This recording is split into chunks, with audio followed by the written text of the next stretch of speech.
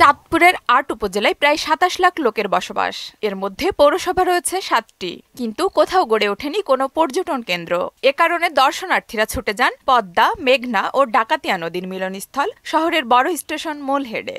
এছাড়াও শহরের নতুন বাজার, পুরান বাজার সেতু এবং চাঁদপুর রায়পুর সেতুর উপরে এসে সময় কাটান অনেকে।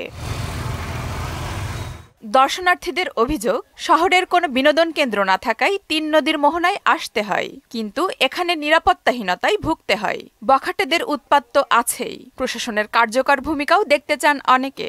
যাওয়ার মতো তেমন কোনো পর্যটন কেন্দ্র বা বিনোদন কেন্দ্র নেই, তাই আমি পরিবার নিয়ে এই বড় স্টেশনে আসছি। একটা বসার জায়গা নাই, কোনো একটা বিনোদন কেন্দ্র নাই, পার্ক নাই, কোনো প্লেস নাই। ব্রিজের উপরে আসা লাগছে, কিন্তু ব্রিজ তো অনেক রিস্ক জোন হয়ে যায়। তাই আমরা চাচ্ছি যে আমরা চাঁদপুরবাসীরা আমাদের জন্য একটা পার্ক হোক। আমরা সরকারের কাছে দাবি জানাচ্ছি একটাই, আমাদের যেন এই পর্যটক এরিয়াটাকে সরকার যেন নজর দেয়, সুনজর দেয়। যদিও ঈদ পরবর্তী সময় তিন নদীর মোহনা, ব্রিজের ওপর এবং যেখানে লোকজন জড়ো হয় সেসব স্থানে নিরাপত্তা জোরদার করা হয়েছে। চাঁদপুরের যে বিনোদন কেন্দ্র তেমন উল্লেখযোগ্য নাই, তারপর যে কেন্দ্রগুলো যেখানে লোকজন জড়ো হয় প্রত্যেকটা জায়গায় আমাদের নিরাপত্তা জোরদার করা হয়েছে এবং এ পর্যন্ত কোনো অনাকাঙ্ক্ষিত ঘটনার খবর আমরা পাই নাই। আর যদি কোথাও কোনো ঘটনা ঘটে আমরা যাতে তাৎক্ষণিক রেসপন্স করতে পারি সেই জন্য আমরা তৎপর আছি।